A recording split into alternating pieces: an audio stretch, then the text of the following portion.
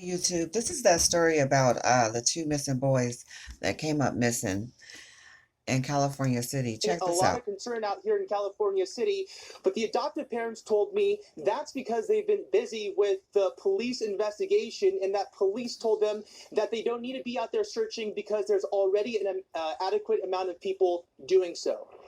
I came in the house, I saw them there. One house, I came back out, I didn't see him there. Trezell West details the moment his two adopted boys, 3-year-old Orson and 4-year-old Orin, went missing Monday night from their California City home. Moments before, West says he was gathering wood to start a fire. I went up to that gate, I'm throwing wood, bringing it inside the house. My wife's inside, she was actually wrapping gifts, so we thought it was a good idea that our youngest two go outside and play with chalk on the back patio. Shortly after, West says he no longer saw the boys on the patio.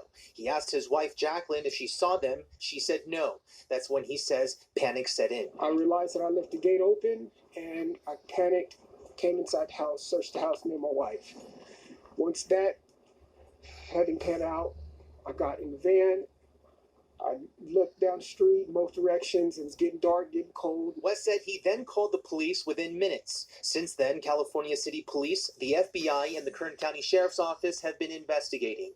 Police searched the couple's home Tuesday night, then interviewed the couple at police headquarters. Meantime, multiple search efforts were launched, which continued Wednesday, including with the help of the boys' biological mother, Ryan Dean. She says she's worked hard to get her life on track and wanted to get custody of her boys back eventually, but now she thinks that will never happen and is blaming the adoptive parents. They did something.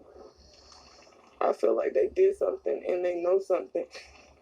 They did something, and I feel my kids is somewhere around here. I can feel it, and I feel like they're in the house, and I feel like they did something. Trezell and Jacqueline say they understand the frustration. She thinks you guys did something. And that's understandable. What's your response to that? That's understandable. I would think the same thing. Yep. I mean, that's exactly the point. And if we can find our babies, then guess what? That's no. And that's all I want is to find our babies. That's it. Some residents and family members of the boys would also get involved during the interview. Y'all was supposed to take care of my nephew. But the Wests are standing firm as the search efforts continue. We're going through it. It's difficult. I mean, everybody's making their own their own conclusions. They don't know anything.